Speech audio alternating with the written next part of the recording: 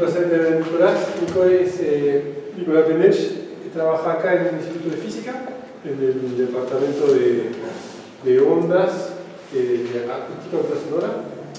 Y yo le pedí de presentarnos una charla un poco más aplicada de lo que vimos hasta ahora, que bueno, hubo cosas de astronomía, cosas relativamente bastante teóricas. Entonces, una de las líneas de investigación es usar métodos de física para medir, caracterizar la carga.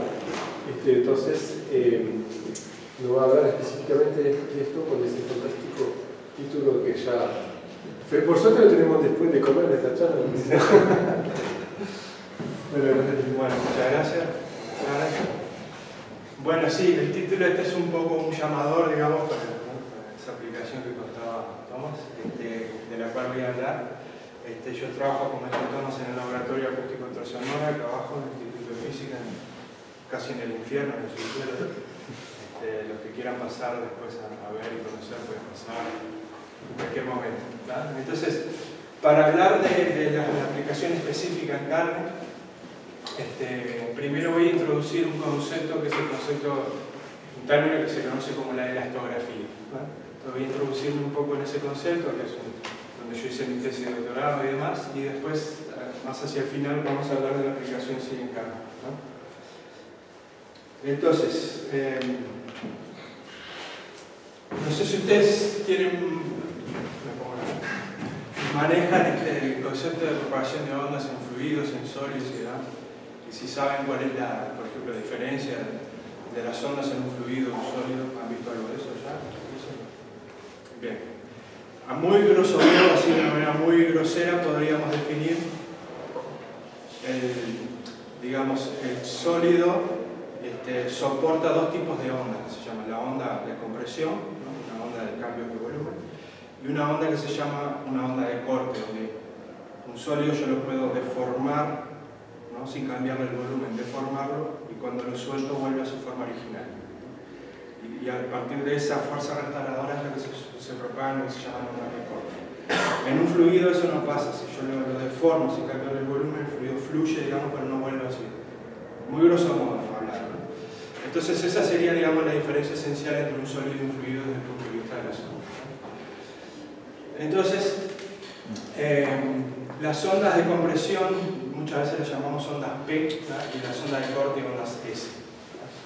Después, en algún momento les explicaremos por qué, ¿no? Entonces, cuando uno aplica ondas de alta frecuencia en sólidos blandos en general, pero en tejido biológico blando, por ejemplo en el cuerpo humano, mayormente esas ondas, cuando digo alta frecuencia estoy hablando de frecuencias de ultrasonido, o sea, por encima de los 20.000 Hz, frecuencias altas, mayormente esas ondas se propagan como ondas de compresión, o sea, los tejidos blandos se comportan como un fluido, y las ecuaciones que usamos para describir esa propagación de ondas son las mismas que usamos cuando estudiamos la propagación de ondas en un fluido. Es decir, a altas frecuencias los tejidos blandos no soportan esas ondas de corte de las que hablé al principio. ¿Ah? Sin embargo, los tejidos no son fluidos, son sólidos. ¿Ah? Entonces deberían soportar ondas de corte. ¿Qué es lo que sucede? El tema es las ondas de compresión dan origen para la imaginería, digamos, del cuerpo, a la ecografía, y las ondas de corte darían origen a este método de imaginería que se llama la elastografía, ¿no? El tema es que los tejidos blandos no son sólidos comunes, sino que son sólidos blandos, ¿no? Y eso hace que la propagación de ondas sea muy particular en este tipo de sólidos. Entonces eso lo vamos a ver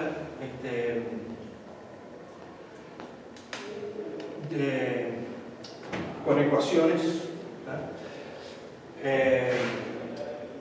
pero la idea es por qué esta diapositiva es un poco una motivación de por qué nos interesa la elastografía, es decir, ver al tejido blando como un sólido y no solamente como un fluido, ¿verdad? Y la explicación un poco estaría acá, ¿verdad? Las ondas de compresión, lo que ven, digamos, lo que pueden censar de los tejidos es lo que se llama el módulo elástico de compresión, ¿no? Y las ondas de corte, el módulo elástico de corte. O sea, son constantes elásticas que están de fuerzas restauradoras de origen diferente y por eso tienen valores diferentes, ¿no? Y en los tejidos blandos y en los sólidos blandos en particular, esos dos valores son muy diferentes entre sí, ¿no? Los de compresión normalmente son del orden de 10 a la 9 pascales, mientras que los de corte son del orden de 10 a la 3, 10 a la 4 pascales. O sea, tienen como 5 o 6 órdenes de magnitud de diferencia entre sí. A su vez, el módulo elástico de compresión en los tejidos varía muy poquito, ¿no? Tiene un rango de variación muy pequeño. Cuando nosotros hacemos imágenes basadas en ondas de compresión, detectamos estas diferencias así, ¿no? Que son útiles, nos sirven, en la ecografía sirven para ver cosas, pero no sirven para ver todo lo que hay en el tejido, ¿no? Si pudiéramos hacer imágenes basadas en el módulo elástico de corte, tenemos un rango dinámico de variación mucho mayor, entonces nos permitiría distinguir cosas que una ecografía no ve. Y esa es un poco la motivación de la elastografía, un uso médico para hacer imágenes acústicas del cuerpo en tejido blando para censar cosas que la ecografía no puede censar. Ni la ecografía ni ninguna otra técnica de imaginería médica, pero no nos vamos a meter en eso. Entonces, bueno, la idea es que lo que nos interesa es lo que se llama el módulo de Young del tejido, y ese módulo de Young, para esas condiciones donde lambda es mucho mayor que mu, lambda asociado al módulo de compresión y mu al módulo de corte, ese módulo de Young es proporcional al módulo de corte, ¿no? Entonces la pregunta es cómo estimar el módulo de corte, ¿no? Como les decía, yo tengo dos tipos de ondas en un tejido y en un sólido en general, las ondas de compresión y las ondas de corte. Debido a esa diferencia tan grande entre los módulos de compresión y de corte, las velocidades de propagación son muy diferentes. Las ondas de compresión se propagan a 1500 metros por segundo, mientras que las ondas de corte del orden de 1 a 10 metros por segundo. O sea, una velocidad de propagación muy distinta, ¿no? Entonces, si yo puedo medir la velocidad de las ondas de corte, puedo acceder al módulo Young, que es lo que a mí me interesa. Es el parámetro que a mí me está interesando para, como parámetro distinto al que me da la ecografía para los tejidos blandos, ¿no? Bien, entonces, acá, la idea es la siguiente. Como yo tengo esta diferencia tan grande de velocidades, ¿no? Y si en vez de hacer propagar ondas de alta frecuencia como una ecografía, que las frecuencias son del orden de los megahertz, en realidad hago propagar ondas a frecuencias audibles del orden de los 100, 200, 300, 500 mil hertz, ¿no? Lo que sucede con esas bajas frecuencias es que la longitud de onda de las ondas de compresión es muy grande. Ustedes saben, la longitud de onda es una distancia que mide un periodo espacial de la onda, es decir, es una distancia que marca cuánto varía la onda en ese tramo, ¿no? O sea, vuelve a repetirse la onda en esa distancia. Si la longitud de onda es muy grande, ¿no? Para esas frecuencias, por ejemplo, de 100 Hz, estaríamos hablando de una longitud de onda de unos 15 metros, ¿no? Yo tengo una longitud de onda muy grande. Si yo tengo muestras que son de dimensiones de unos cuantos centímetros, 10, 15, 20 centímetros, la longitud de onda esa de 15 metros es mucho mayor que las dimensiones del material que yo estoy estudiando. En esas condiciones, la variación espacial de esa onda es muy pequeña, porque la onda varía esencialmente en una distancia del orden de la longitud de onda, ¿no? Quiere decir que todas las derivadas espaciales de esa onda son prácticamente nulas en esa distancia de algunos centímetros comparada con la distancia de unos cuantos metros. ¿Se entiende la idea? Entonces yo puedo despreciar las variaciones espaciales de la onda de compresión, ¿no? O de la onda de compresión, sí. Y eso hace que si yo trabajo a bajas frecuencias, ¿no? La mayor parte de la energía se propaga como ondas de corte, es decir, las ondas de compresión prácticamente no existen allí, ¿no? Entonces, la elastografía, a diferencia de la ecografía, lo que hace es propagar ondas de baja frecuencia. Cuando digo baja frecuencia, lo digo desde los desde el punto de vista del ultrasonido, ¿no? Que es a lo que nosotros estamos acostumbrados. Ultrasonidos son frecuencias muy altas, digamos, por encima del audible. Bajas frecuencias para nosotros son frecuencias audibles. Y en particular, las frecuencias que más o menos trabajamos varían entre 100 y 1000 Hz, para que tengan una idea. Entonces, a esas frecuencias, la ecuación de ondas se convierte en la ecuación de ondas para ondas de corte, ¿no? Y la mayor parte de la energía se propaga como ondas de corte. Entonces, si yo puedo hacer propagar ondas de corte, puedo medir la velocidad de propagación de esas ondas de corte y a partir de ahí estimar el módulo elástico, que era lo que a mí me interesaba. Bien, bueno, acá un poquito, voy a pasar rapidito acá porque es un poco lo que hablábamos de las frecuencias, ¿no? Ahí ustedes tienen un rango de frecuencias de sonido, digamos, ¿está? O sea, ahí hay un espectro de frecuencias y más o menos en qué áreas más o menos uno esperaría encontrar esa frecuencia. Entonces, las muy bajas frecuencias, por ejemplo, en sismología, ¿no? En estudios de ondas propagándose en la Tierra, el sonido ahí entre 20 y 20.000 Hz, ¿está? Ahí, por ejemplo, por encima del sonido están las ondas que emiten algunos animales, murciélagos, en fin, ¿no? Aplicaciones tipo sonar, ¿está? Y el ultrasonido medicina, ¿está? Que está a las altas frecuencias, ¿está? Bueno, y hay un poco dentro del ultrasonido algunas cosas que no viene al caso. Este sería un principio general de la ecografía, donde yo emito esas ondas de alta frecuencia, recibo los ecos y registro y hago una imagen en función de la amplitud y de la posición de esos ecos, ¿no? Lo importante de esta figura, digamos, es que yo acá tengo reflectores fuertes, digamos, huesos, órganos más grandes, etc. Pero también tengo dentro de los tejidos pequeñas estructuras que dan origen a ecos de las ondas acústicas, pero que me dan ecos muy pequeños acá, como un ruido de fondo en la imagen ecográfica. Esa estructura que se conoce como especle acústico, ¿no? En realidad contiene información de los difusores que hay dentro de los tejidos, fibras musculares, grasa intramuscular, agregado de células, en fin, ¿no? De pequeñas estructuras del tejido. Si bien parece como un ruido de fondo, no es ruido, digamos, sino que está relacionado con esas pequeñas estructuras. Si esas pequeñas estructuras se modifican de lugar, esa señal se modifica también. Y eso es lo que vamos a usar para reconstruir la onda de corte. Es un método que se conoce como de interferometría especle ultrasonora. No voy a entrar muy en detalle sobre el método, voy a pasar un poco rápido esto, pero la idea es que yo puedo asociar cada posición temporal de mi señal ecográfica con una posición espacial dentro del tejido, ¿no? Y eso me da esas señales de especle, ¿no? Y el tema es que yo para poder, yo estoy enviando ondas de baja frecuencia a mi tejido, eso lo hace mover, eso hace que el especle ahora del ultrasonido se modifique, y yo mirando cómo se modifica ese especle puedo saber, puedo obtener información de la onda de baja frecuencia, ¿no? Digo, muy resumido sería el método, es como una especie de... ¿Qué pasó?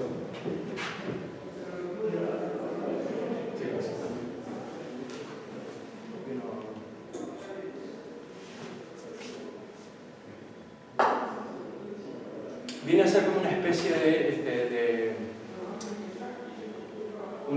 de efecto Doppler, digamos, para ver velocidades de movimiento dentro del tejido.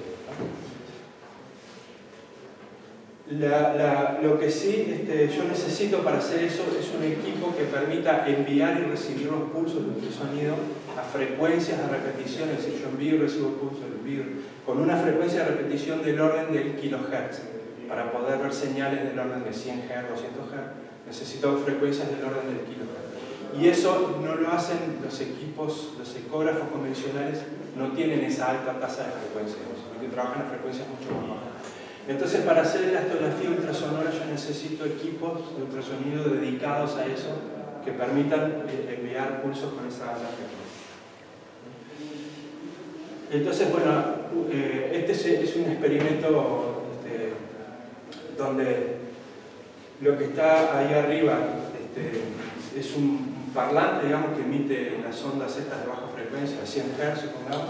Esas ondas se propagan en ese medio que en realidad en esta experiencia no es un tejido, sino que es un fantoma que le llamamos hecho de gelatina y agar, ¿no? Pero sigue siendo un sólido blando.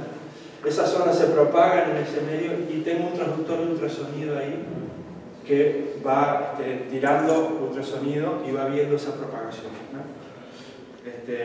A partir de ese método de interferometría especular yo puedo reconstruir este tipo de cosas, ¿no? Lo que veo acá es un eje de tiempos y un eje de posición de profundidad Z y una línea de cuánto se desplazó un elemento de volumen de ese medio en función del tiempo, ¿no? Es como un registro temporal de la onda en esa posición, ¿no? Y si miro para muchas posiciones veo que hay una propagación de ondas, incluso veo una onda reflejada, o sea, una onda que llega abajo y se refleja y vuelve. Esa sería, la roja sería la onda de corte, que es la que a mí me interesa, y la R la onda reflejada, ¿no? Y yo lo importante de todo esto es que puedo medir la velocidad de las ondas de corte viendo cómo cambió, cómo se corrió temporalmente en una distancia dada, ¿no? Y a su vez otra gracia de esto es que yo lo puedo medir localmente, es decir, yo puedo hacer esta cuenta acá arriba, acá en el medio, acá abajo, y ese número puede ir cambiando en función de la distancia. Entonces yo puedo hacer un mapa local de la elasticidad del tejido y en definitiva al final hacer una imagen, que es, por ejemplo, esto que está acá. Ahí lo que tenemos es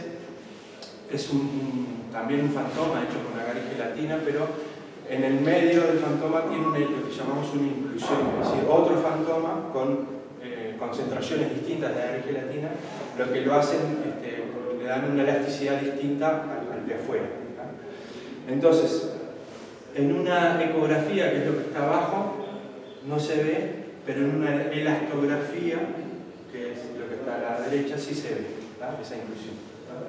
Entonces, esta imagen muestra un poco la utilidad de la elastografía como método de imaginería, donde vemos cosas que otros métodos no ven.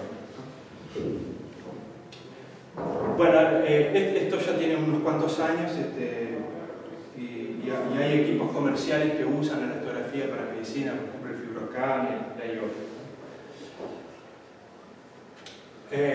Ahora les voy a empezar a contar cosas que yo he trabajado utilizando la elastografía, ¿no? Aquí en el laboratorio y en particular ahora sí sobre la carga. Una cosa que hicimos fue, no sé si se ve la imagen acá, pero aquí colocamos en un pedazo de carne una resistencia eléctrica, hacemos pasar corriente a la resistencia, eso genera calor y la carne se va calentando, se va cocinando, digamos, alrededor de la resistencia. Y con este método de elastografía vamos viendo cómo cambia la elasticidad de corte en función de la temperatura. Y a su vez localmente, como dije. Entonces acá lo que muestro son algunos resultados, ¿no? De cómo cambia la elasticidad en función de la temperatura. Y este resultado es el que tiene que ver un poco con el título de la charla. Acá son 3 muestras distintas de carne donde hicimos esa experiencia de calentar y ver cómo cambia la elasticidad de corte en función de la temperatura. Entonces, empezamos con un valor dado a temperatura ambiente y vemos que la elasticidad de corte empieza a bajar. A medida que empieza a aumentar la temperatura, la elasticidad de corte empieza a bajar. Recuerden que la elasticidad de corte está relacionada al módulo de Young, y el módulo de Young en definitiva lo que me dice es la dureza, lo que me está dando es información sobre la dureza de esa muestra. Es decir, a mayor módulo de Young, más duro es la muestra, a menor módulo de Young, más blanda es la muestra. Entonces, si baja el módulo de corte, quiere decir que la muestra se hace un poco más blanda. ¿De acuerdo? Entonces, el módulo de corte empieza a bajar a medida que yo empiezo a aumentar la temperatura, pero llega un momento en que hay un cambio en la pendiente, ¿no? A partir de acá, la pendiente cambia su sentido, en vez de ser negativa, pasa a ser positiva. Y el módulo de corte empieza a subir, ¿no? Y después sigue subiendo y sigue subiendo, ¿no? Acá yo apagué la resistencia, es decir, ya no estoy aumentando la temperatura. Entonces la muestra se empieza a enfriar. pero cuando se enfría no vuelve por el camino que fue, sino que se queda acá y vuelve por acá. Yo la experiencia no la seguí, pero si lo hubiera seguido, hubiera terminado por acá arriba. ¿Tá? No sé si se entiende bien lo que significa este resultado, pero yo empecé con una muestra que tenía esta dureza, calenté, cuando apago el calor, la fuente de calor, la muestra vuelve a la temperatura inicial, pero con un valor de dureza mayor al que tenía originalmente. ¿Se entiende? Y eso no fue solo para una muestra, sino que en 3 muestras pasó lo mismo, ¿no? En esta también, hay un cambio acá, vuelve, y en esta también. Hay un cambio acá, y cuando se enfría vuelve por otro camino, ¿no? Entonces, este estudio se hizo para tratar de determinar en qué zona se producía este cambio que llamamos irreversible en el tejido. O sea, el calor produce un cambio irreversible en el tejido, es decir, yo lo caliento, ¿sí? Cambia la estructura del tejido, cambia su elasticidad, pero cuando lo enfrío no vuelve por el mismo camino, sino que se queda en un camino distinto. Eso produce cambios irreversibles. Si yo no alcanzo estas temperaturas, como muestra esta gráfica, ¿no? Yo caliento y la elasticidad baja, pero acá calenté desde los 20 hasta los 34 grados, ¿no? Y cuando enfrío, vuelve por el mismo camino, ¿no? Entonces, mientras me mantengo en este rango de temperaturas acá, los cambios son reversibles, es decir, caliento, el tejido se ablanda, digamos, y cuando saco la fuente de calor y se enfría, vuelve hacia el mismo camino. Pero hay una especie de temperatura crítica que está más o menos siempre en la misma zona, ¿no? En el cual, a partir de la cual los cambios son irreversibles, ¿no? Esto uno lo puede pensar ahora. Nosotros hicimos este estudio para ver justamente si desde la elastografía podíamos determinar esa temperatura de irreversibilidad. Pero ahora pensamos en un pedazo de carne que nos vamos a comer, ¿no? Y podemos utilizar este estudio de la siguiente forma. Yo compro carne y me gasto unos mangos para comprar una carne de fiambre. En vez de comprar un asado duro, no sé qué, un carrón, me compro una pulpa, que le voy a hacer la brasa bien tiernita. Bien. La cocino, empiezo a aumentar su temperatura, ¿no? Pero ¿hasta qué punto conviene cocinarla? Bueno, más o menos hasta acá, ¿no? Pues si yo sigo cocinando, se empieza a endurecer la carne y cuando me la voy a comer está más dura que cuando la compré.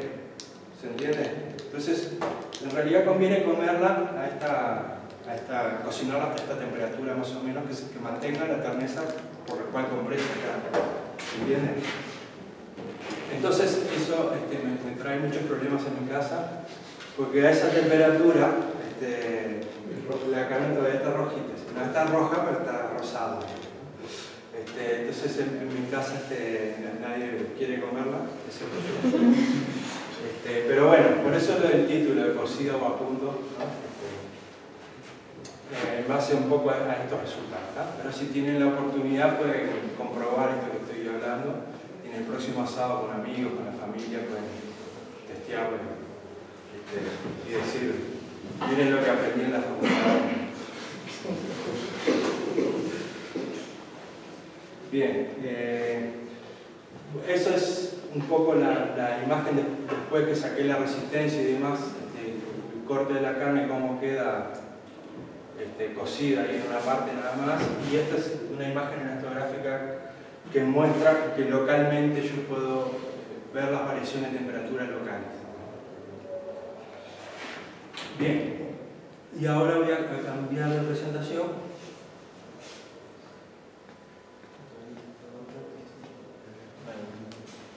Estoy bien de tiempo, ¿no?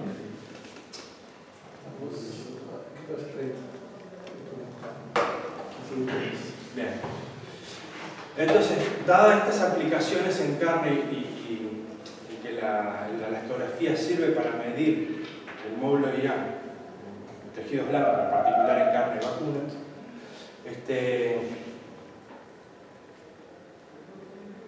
nosotros nos contactó gente de una empresa, ITP, ¿no?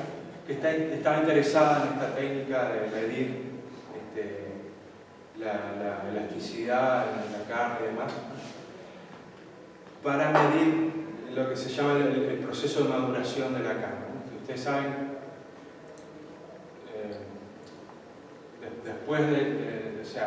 después de la muerte, digamos, existe lo que se llama la transformación del músculo en carne. Es decir, el músculo del animal se transforma en carne durante un proceso de maduración de unos días y ese proceso en realidad no se para, sigue, ¿no? Si yo dejo la carne varios días, empieza a cambiar toda su estructura, pero debido a las bacterias y demás, es que se pudre antes de que cambie, ¿no? Pero si uno envasa la carne al vacío y la deja madurando, puede alargar un poco ese proceso y hace que la carne se dé un proceso de maduración donde adquiere más gusto, pasan muchas cosas, pero en particular una de las cosas que sucede es que se enternece, digamos, que queda más tierna que al inicio, ¿no? Y eso más o menos es sabido. Lo que no hay acuerdo es cuánto tiempo hay que mantener, durante cuánto tiempo conviene mantener ese proceso de maduración. Estamos hablando de carne envasada al vacío dentro de una cámara frigorífica, ¿no? A una temperatura de entre 0 y 4 grados, ¿no? Entonces, hay digamos, protocolos, en realidad países que importan carne que dicen, bueno, vamos a dejar madurar la carne 21 días, otros piden 14 días, otros piden 18 días, en fin. No hay un acuerdo único de eso. Y no hay métodos para monitorear ese proceso que sea en forma no invasiva, ¿no? Es decir, yo quiero ir midiendo ese estado de maduración, sobre todo de la terneza de la carne, pero para hacerlo necesito destruir esa muestra de carne, porque el método más utilizado es un método que es una cuchilla que corta la carne y mide la fuerza que hay que hacer para cortar la carne, esencialmente, ¿no? Ahora les voy a mostrar un videito de eso. Pero ese método es destructivo, entonces yo no lo puedo aplicar a todos los pedazos de carne que tengo porque me quedo sin carne para vender. Entonces, junto con esta empresa ITP, desarrollamos un método basado en esto de la elastografía para medir el módulo de corte de la carne y poder monitorear este tipo de procesos. Eso lo hice yo junto con dos estudiantes, Gustavo Brisman y Sofía Aguiar. Pero teníamos un gran problema y es que no podíamos utilizar ultrasonido, ¿no? Porque el ultrasonido requiere, además de tener costos un poco más caros, requiere el uso de un gel acoplante para utilizar para poder hacer el acoplamiento de impedancia con la carne. Y tiene varios problemas, digamos, si yo quiero ir a usarlo en frigorífico y demás. Entonces, teníamos ese problema planteado por la gente de la industria, ¿no? Teníamos una especie de solución, pero basada en ultrasonido, que no les servía a ellos. Entonces desarrollamos un método distinto, que es sin ultrasonido y es enteramente basado en ondas acústicas y es un método de elastografía por lo que llamamos ondas de superficie. Entonces, bueno, acá les voy a mostrar. Ahí está. Este es el método que yo les digo de...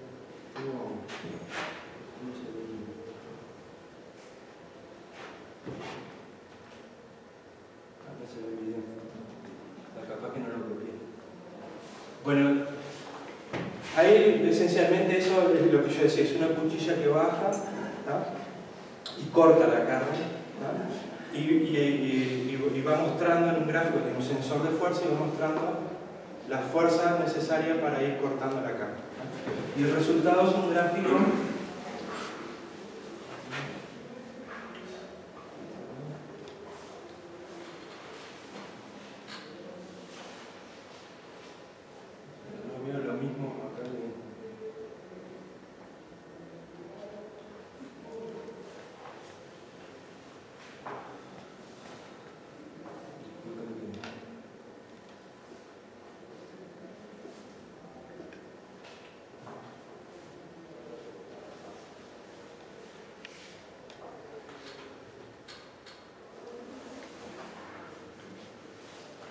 ahí está. El resultado es un gráfico de este tipo, ¿no? Esta es la fuerza que va haciendo la cuchilla, ¿no? En el pico corta la carne y después esa fuerza vuelve a decaer. Esta es una gráfica de fuerza en función del tiempo para esa cuchilla. Y el resultado, uno de los resultados que se reporta es el pico máximo, que es la fuerza máxima que hay que hacer para cortar la carne. Y ese es el método que se utiliza para medir en definitiva la terneza de la carne, pero es un método destructivo, es decir, yo tengo que cortar el pedazo de carne. Hay métodos no destructivos basados en métodos ópticos que miden la cantidad de grasa que tiene la carne más en base a fotografías, pero son métodos indirectos para estimar la terneza, no son métodos mecánicos, ¿verdad? Y no pueden medirlo sobre cualquier corte de carne, sino que son algunos cortes en particular, donde ya están tabulados, en función de cuánta grasa hay para hacer la terneza.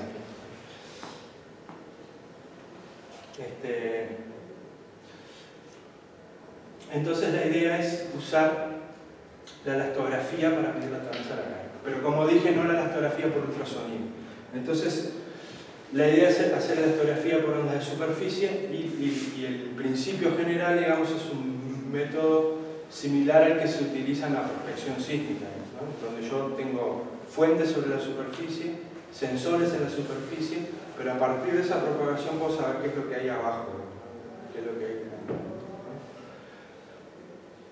Entonces, el método nuestro, tenemos un golpe de baja frecuencia sobre la carne, unos sensores sobre la superficie, y con esa propagación de ondas registramos sobre la superficie las ondas y tratamos de estimar la elasticidad de corte de la carne. Lo único que la velocidad de las ondas de superficie no es la velocidad de las ondas de corte. No tienen el mismo valor. Y yo lo que necesito es la velocidad de las ondas de corte. Entonces, este en realidad fue el gran problema que nos encontramos cuando desarrollamos este método. La pregunta es cómo se relaciona la velocidad de las ondas de superficie con la velocidad de las ondas de corte con cuchillo quilómetro. Entonces, sin entrar en demasiado detalle, pero lo que tenemos es propagación de ondas que se llaman guiadas. Es decir, tengo ondas en un medio que no es infinito, sino que tiene bordes. Y eso da origen a ondas que se llaman guiadas dentro de ese medio y tienen lo que se llama una curva de dispersión, de cómo depende la velocidad de la onda de superficie con la frecuencia. Y ese modelo tiene más de 100 años, 100 y pico de años, y se conoce como de Rayleigh-Lang, 100 años, un poco del orden de 100 años. Y ese modelo se aplica siempre que estemos en el caso, ¿no? Pero en sólidos, entre comillas, convencionales, donde las velocidades de las ondas de corte y de compresión son más o menos del mismo orden. Pero recordemos que en sólidos blandos la velocidad de la onda de corte y la velocidad de la onda de compresión tienen órdenes bien distintos, ¿no? Entonces, este modelo, los puntos son resultados experimentales y la curva continua es el modelo de CRL. No ajusta del todo bien a los resultados experimentales. Sobre todo en esa zona de ahí, que es la que nosotros trabajamos además, la zona de más baja frecuencia. Bien, entonces hay que modificar el modelo para tener en cuenta la relación de sólido blando, es decir, el módulo de compresión mucho mayor al módulo de corte. Acá no entro en detalle de cómo todas las cuentas, digamos, para modificar el modelo, pero ahora sí tenemos un modelo que es el de la línea de puntos, es el modelo de Rayleigh-Lang, el de la línea continua es el modelo que proponemos nosotros, a bajas frecuencias, y los puntos son los resultados experimentales. Entonces vemos que el modelo ajusta bien o ajusta mejor en la zona donde, de baja frecuencia donde nosotros trabajamos.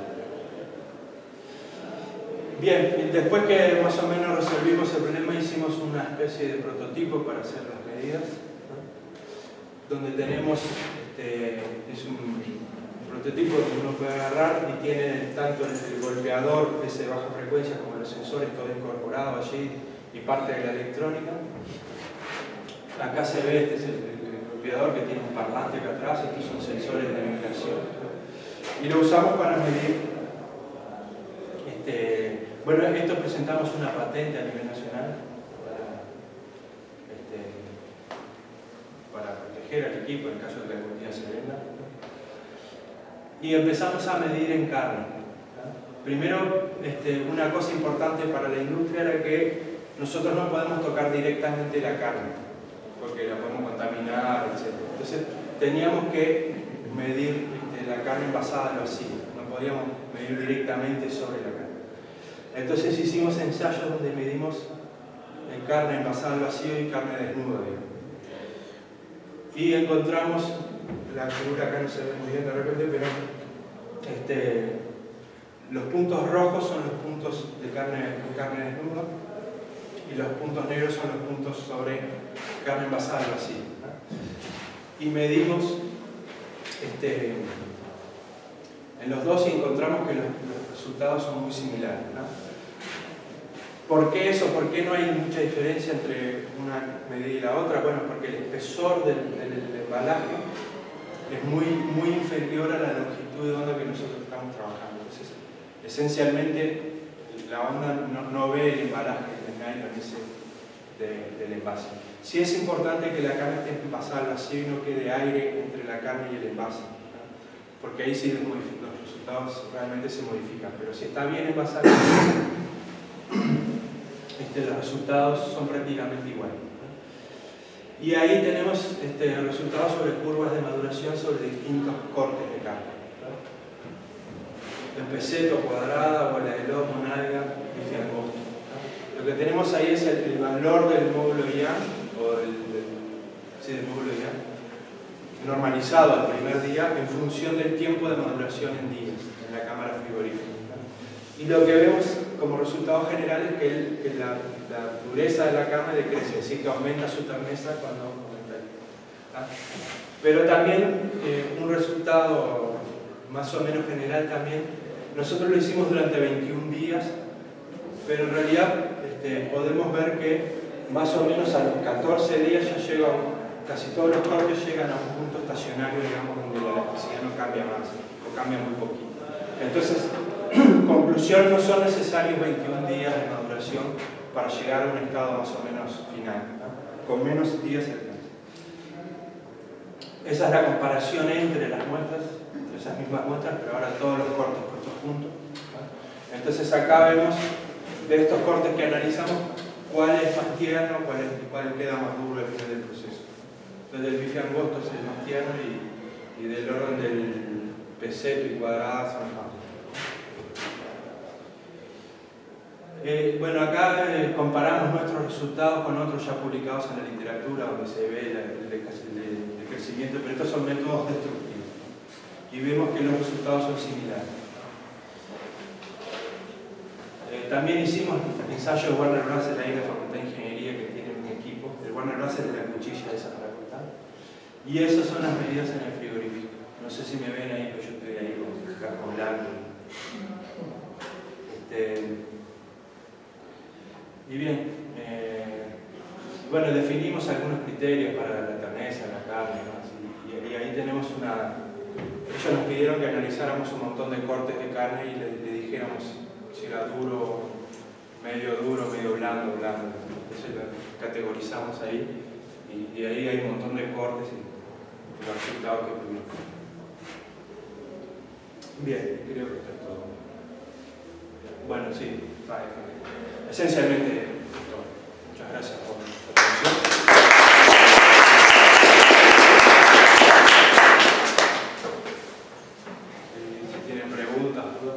¿Cuál fue el corte que hemos hablado al final?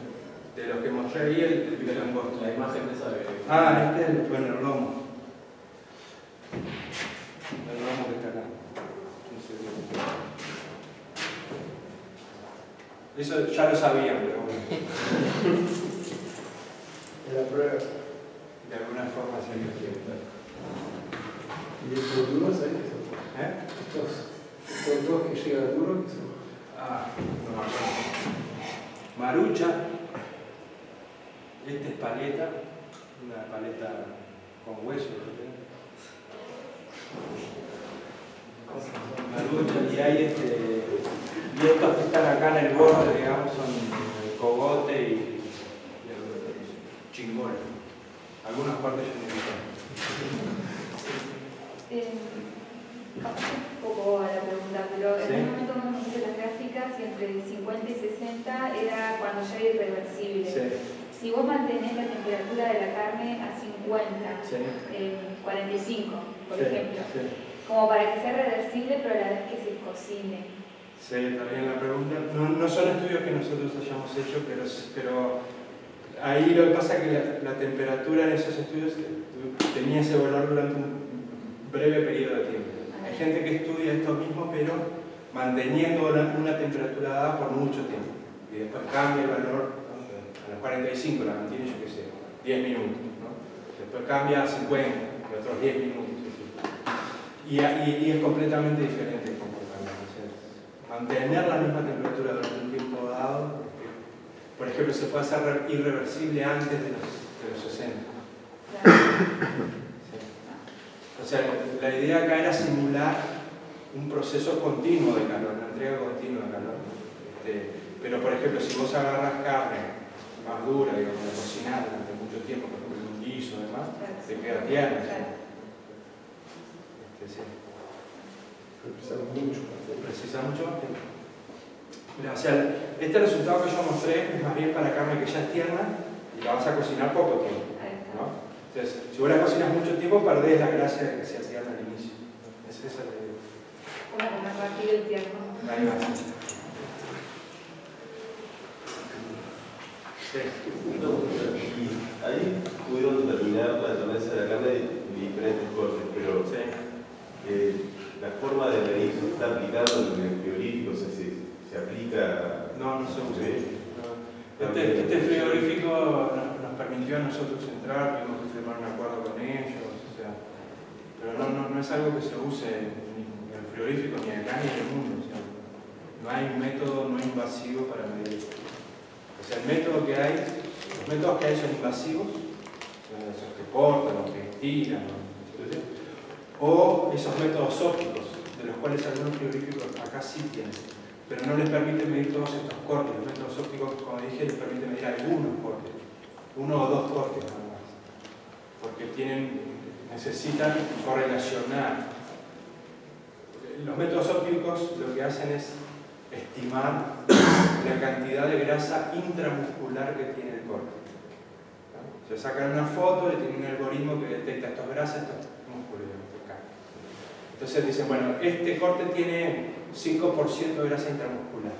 Entonces, en función de resultados previos y demás, dicen, bueno, esto se correlaciona con una terneza de tanto. ¿No? Pero para ese corte. Si yo le pongo otro corte, ese valor de terneza no tiene correlación ninguna. ¿Se entiende? Entonces solamente pueden estimar para... Lo que sí hacen ellos es decir, bueno, si para este corte es así, entonces tienen correlaciones a partir de ese corte para todos los otros cortes. Pero queda todo tan indirecto que al final es poco útil. Entonces no hay un método de evaluación mecánica no invasivo. Y lo que nosotros hicimos, firmamos un acuerdo con ese frigorífico, ellos lo están empezando a usar y todo, pero no lo usan regularmente, o sea, no es parte de su plan de trabajo.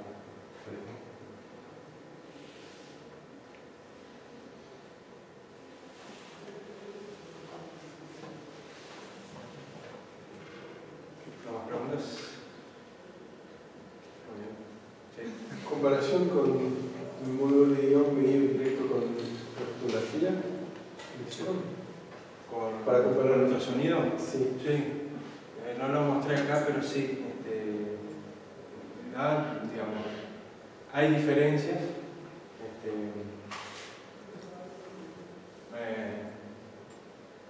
Que son algunas atribuibles al método nuestro de medida, difracción, cosas así. Entonces, hay diferencias que son sistemáticas, es decir, vos mirás la curva por ultrasonido y la curva nuestra siempre va un poquito por arriba, más o menos siempre a la misma distancia. Y después hay, en la carne en particular, hay otras diferencias que es, pues la carne es un tejido no isotrópico. Entonces depende mucho de cómo vos orientes el equipo en relación a la disposición de fibras musculares, el valor que te va a dar. Y eso cuando vos medís con ultrasonido también. Entonces es difícil compatibilizar las dos medidas juntas. Es algo que yo estoy tratando de hacer ahora y logré acercarlas un poco más. Pero digamos, siempre van en el mismo sentido. Si esta aumenta, la otra aumenta, si esta baja, pero no dan exactamente el mismo valor.